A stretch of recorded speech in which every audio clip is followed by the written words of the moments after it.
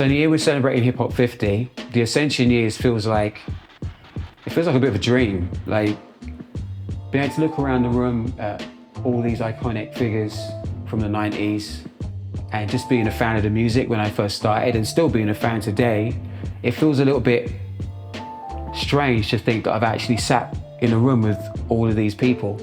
And it feels really good to be able to celebrate them.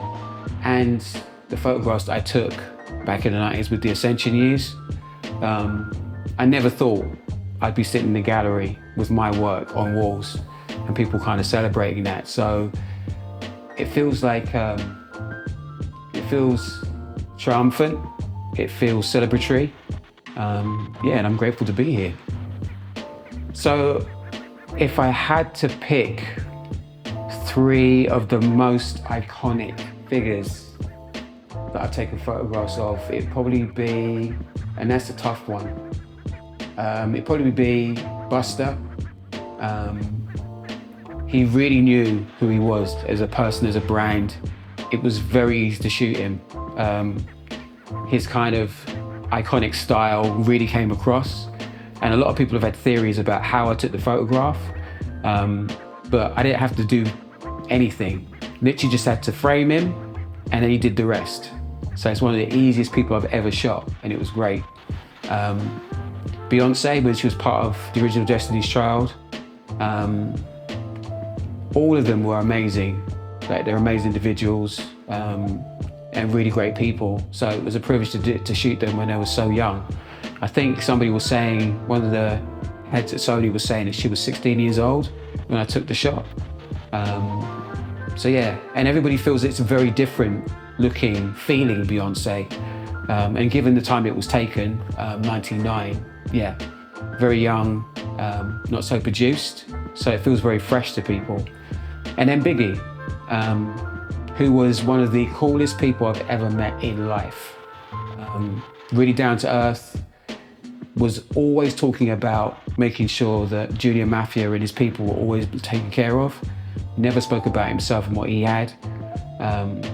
And I think he just liked the irony of how the music industry was a lot like hustling back in the day as well. So yeah, I was privileged to spend an afternoon with him, me and a bunch of our journalists and photographers. So yeah, those 3, but I mean, there's many images, but those 3, probably the ones that stand out right now, yeah. To see and be part of what's going on now, and being a fan of the music back then, yeah, it's an interesting position to be in. I never thought I'd be taking photographs of my favorite artists, let alone speaking about this work 30 years later, let alone people coming into a space to actually see the work.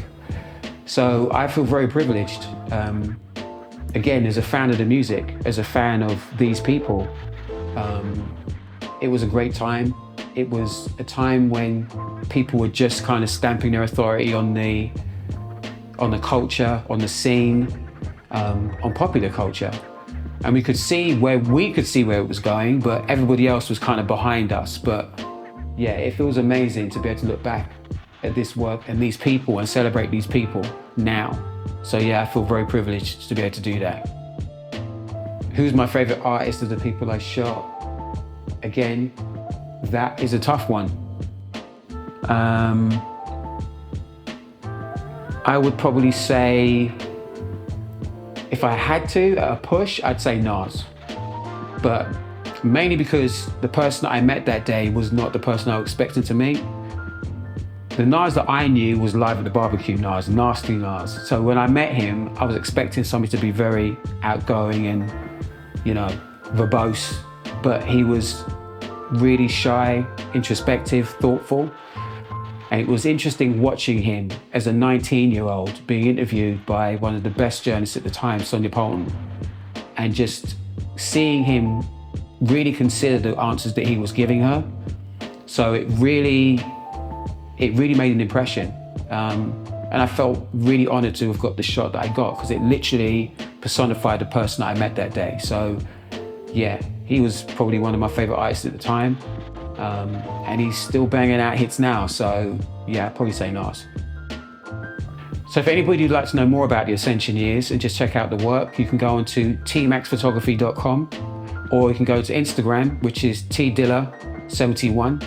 I'm looking forward to touring the work in the UK and beyond. If you're interested in seeing the work, or a gallery space that would like to see the work in their space, please feel free to reach out, and I'm looking forward to meeting you all. Thank you very much.